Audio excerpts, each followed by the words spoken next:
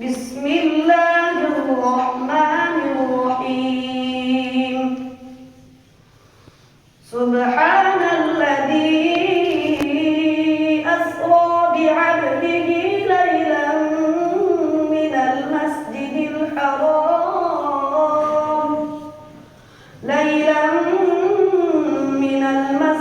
الحرام إلى المسجد الأقصى الذي باركنا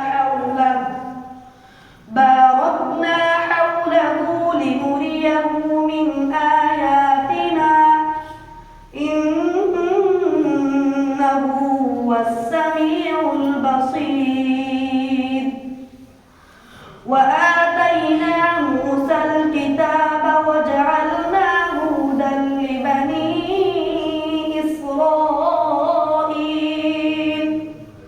هدى لبني إسرائيل ألا تتخذوا من دوني وكيلا ذرية من حملنا مع نوح إنه كان عبدا شكورا.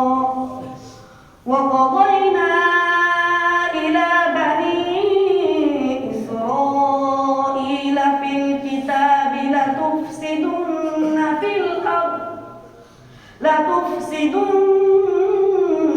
الأرض مرتين ولتعلن علوا كبيرا.